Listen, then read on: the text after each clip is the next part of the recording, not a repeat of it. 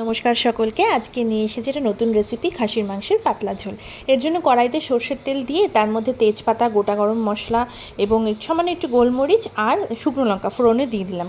তারপরে দিয়ে দিলাম পেঁয়াজ কুচি। তো পেঁয়াজ কুচি দিয়ে একটু ভাজা ভাজা করছি এবং আর বাকি আমি যে মাংসটা যেটা রয়েছে 500 গ্রাম মতো মাংস আছে, সেই মাংসটাকে ধুয়ে পরিষ্কার করে তাতে টক দই আর লঙ্কার গুঁড়ো আর সামান্য একটু নুন দিয়েছি, দিয়ে আমি ম্যারিনেট করে রেখেছি, আর কিচ্ছু ওখানে দিইনি। তো এবারে তেলের মধ্যে আমি পেঁয়াজ ভাজাটার সাথে, যাতে পেঁয়াজটা তাড়াতাড়ি সফট হয়ে যায় তার জন্য একটু নুন দিলাম। তারপরে এখানে আমি হলুদ গুঁড়ো দিচ্ছি এবং কাশ্মীরি লঙ্কার গুঁড়ো একটু অ্যাড করব কালারের জন্য। আর এরকমভাবে তেলের মধ্যে যদি আমরা হলুদ গুঁড়ো আর কাশ্মীরি লঙ্কার গুঁড়োটা অ্যাড করি তাহলে কিন্তু কালারটা ভীষণ ভালো আসে। অনেকে তেলের ওপর চিনিও দেন, তাহলেও কিন্তু কালার সুন্দর আসে। তো এবারে আমি পেঁয়াজটা ভাজা ভাজা করে নিয়ে তারপরে এখানে ইউজ করব আদা বাটা এবং রসুন বাটা, যেগুলো আমি আগে থেকেই রেডি করে রেখেছি, আর কাঁচা লঙ্কা বাটা। তো আর এছাড়া আমি ঘরে বানানো জিরে গুঁড়ো, ধনে গুঁড়ো রয়েছে, সেগুলো পরে একটু ইউজ করব। তো এবারে আমি দিয়ে দেবো এখানে আমাদের আদা রসুনের পেস্ট এবং কাঁচা লঙ্কার পেস্ট, রসুন বাটাটা আমি দিয়ে দিলাম। তো দিয়ে তারপরে পেঁয়াজের সাথে এই সমস্ত মশলাটা কষাবো। আর মাংসটাকে তো ম্যারিনেট করে প্রায় 1 ঘন্টার মতো আমি ফ্রিজে রেখে দিয়েছি। মাংসটার মধ্যে ওই টক দই আর লঙ্কার গুঁড়ো দিয়ে ম্যারিনেট করে যদি এভাবে করি তো তাহলে খেতে কিন্তু খুব টেস্ট হয়। আর আজকে আমি এটা পাতলা ঝোল করব। তো এখানে আমি আদা বাটা দিয়ে দিলাম এবং তারপরে কাঁচা লঙ্কা বাটাও দিয়ে দেবো। দিয়ে এবারে পেঁয়াজের সাথে এই মশলাগুলোকে মিশিয়ে আবার ভালো করে একটু কষাবো। তো সেটাই আমি কষাচ্ছি। এই পাতলা ঝোলটা গরম ভাতের সাথে, আর সেদিন আমি করেছিলাম দেরাদুন রাইসের ভাত, তার সাথে কিন্তু ভীষণ ভালো লাগে। তো মিক্সির বাটিটা ধুয়ে একটু জল দিয়ে দিলাম, আর পাশে আমি কয়েক টুকরো আলু একটু কেটে সেটাকে হালকা তেলে ভেজে রেখে দিয়েছি, সেটা পরে অ্যাড হবে। এবারে মশলাটাকে খুব ভালো করে কষিয়ে নিচ্ছি, আর তারপরে আমি এর মধ্যে সামান্য একটু মিট মশলা সেটা অ্যাড করব। মিট মশলাটা একটু পরের দিকে অ্যাড করব। আগে এখানে ম্যারিনেট করে রাখা মাংসটা দিয়ে দিলাম, এই যে টক দই আর লঙ্কার গুঁড়ো দিয়ে ম্যারিনেট করে রাখা মাংসটা।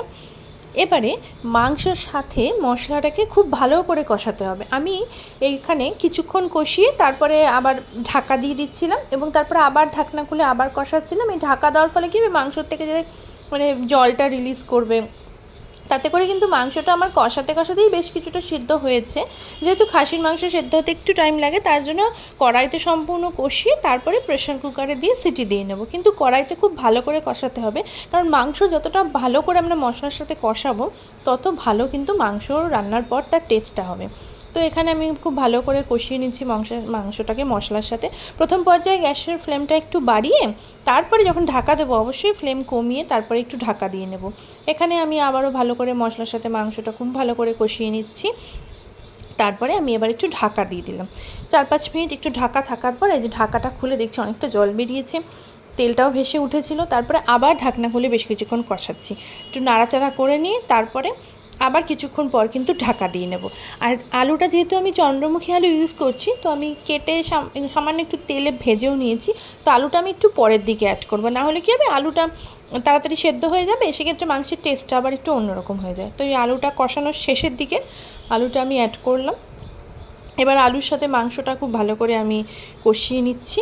এরকমভাবে কষাতে কষাতে দেখুন এখানে জলটা কিন্তু অনেকটাই টেনে গেছে, যেটা মাংসর থেকে বের হচ্ছিলো। তো এইভাবে প্রায় 8 ঘন্টা মতো আমি কষিয়েছি। এই পর্যায়ে আমি দিয়ে দিলাম একটু মিট মশলা। মিট মশলা দিলে খাসির মাংসের টেস্টটা একটু ভালো লাগে।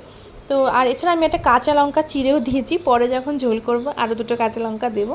তো কষাতে কষাতে এখানে সম্পূর্ণ জলটা কিন্তু টেনে গেছে, এবার একদম শুকনো শুকনো হয়ে গেছে, মাংসটা কড়াই থেকে ছেড়েও এসেছে, তেল ছেড়ে দিয়েছে। এইবার আমি একটা প্রেশার কুকার নিয়ে তার মধ্যে এই যে মাংস আলু সেটা ট্রান্সফার করে দেবো। তারপরে আমি প্রেশার কুকারটা সিটি দিয়ে মাংসটাকে সেদ্ধ করে নেবো। আমাদের মাংস কষানো কিন্তু হয়ে গেছে। এবারে আমি প্রেশার কুকারে তুলে নিচ্ছি মাংসর পিসগুলো, আলু সব কিছু এই যে প্রেশার কুকারে ঢালছি। দিয়ে তারপরে কড়াইয়ের গায়ে তো অনেকটা মশলা লেগে রয়েছে, তো সেখানেই কিছুটা জল দিয়ে সামান্য একটু গরম করে সেই জলটা এখানে মিশিয়ে দেবো। আর একটা কথা, যেহেতু আলুটা আমি চন্দ্রমুখী আলু নিয়েছি এবং আলুটা তাড়াতাড়ি সেদ্ধ হয়ে যাবে, সেই জন্য আমি প্রথমে মাঝারি আছে একটা সিটি দিয়ে আমি আলুগুলো তুলে নিই, তুলে একটা আলাদা পাত্রে রেখে দিই। তারপরে মাংসটা সেদ্ধ হওয়ার জন্য আরও 2টো মতো সিটি দেবো, তাহলে কিন্তু বিষয়টা খুব সুন্দর হবে।